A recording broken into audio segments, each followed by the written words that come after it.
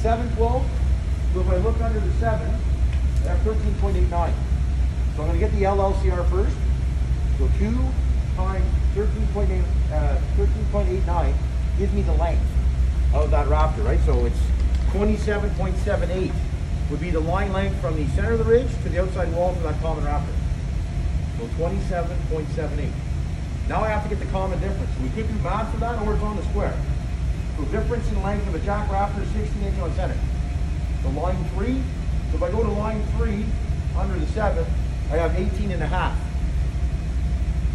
So I'm going to take 18.5 off of the LLCR, and that's going to give me the length of the Jack Rafter for that building.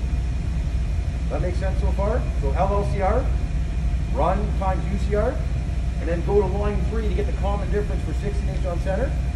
And then I subtract 27.78 by 18.5, and that'll give me my line length for the hip jack.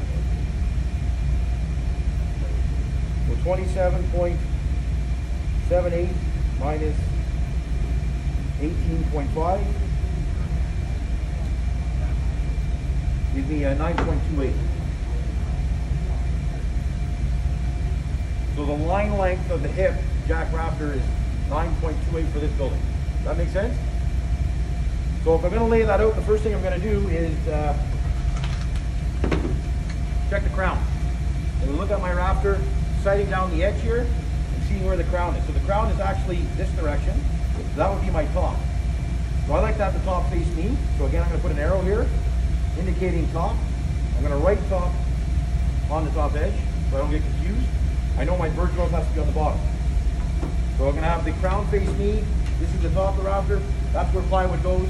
That's where shingle goes. That's the attic. Okay? I'm going to start from the very top corner.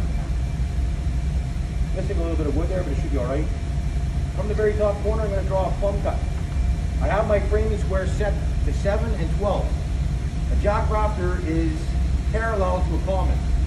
So it's 90 degrees to the fascia. Any Rafter 90 degrees to the fascia, the slope is over 12. Any Rafter that's 45 degrees to the fascia is 17. Okay? So hip Rafter or valley Rafter would be 17 here. It's a Jack 90 degrees to the fascia with the same slope as a common. We could actually use the common. If I had an extra common Rafter, I could just modify the common Rafter to a Jack. Okay? So I make that line here, then from there I'd measure my line length, which is 9.28, so 9 1/4. I'm going to hook on, measure over 9 1/4, and draw another plumb line there. Okay? That represents the bird mouth. So you'd have to look at the rest of your Rafters. We talked about that yesterday. All the stands have to be exactly the same. So I think the stand on that building was 3 and 16. 2 and 15. Okay, I'm getting them mixed up there. I think yours might be 3 and 16. Okay. The stand, yeah, it is. So I'm gonna work from here. So that's 1, 2, and 15, 16. So I use the actual framing square, and then I just simply slide that over and mark that off. So I measure down from the top my stand. So the stand was 2 and 15, 16. From the top of the Rafter down 2 and 15, 16, make a 90 degree back, and that's my bird cone. Okay? From there, same projection as a common. For that building there, the finished projection was 10 inches. We take away the rough fascia right away, so it's 8.5. So, remembering this is your wall, that's your wall on your house. Projection is horizontal. Wall is vertical, so 90 degrees to vertical is horizontal. So from the wall, I gotta go 8.5. I'm gonna go at 8.5 here, do a crosshairs, slide my square over, and that's actually gonna be a cut. The bird's mouth done, bottom of the tail is done. All I gotta do is put my my cuts at the top. Okay? So that is basically theoretical. That's actually the center of the hip. So what I have to do, rather than have the board here, maybe slide that board.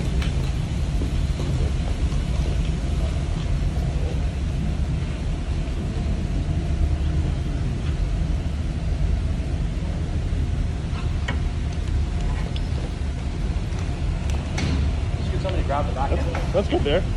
It's good there.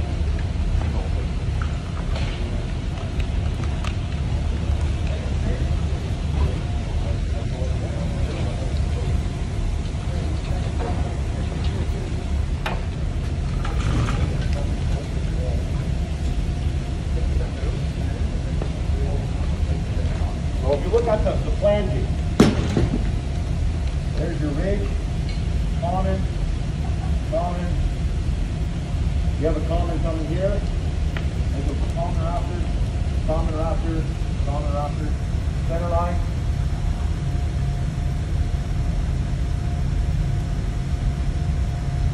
There's the center of the hip.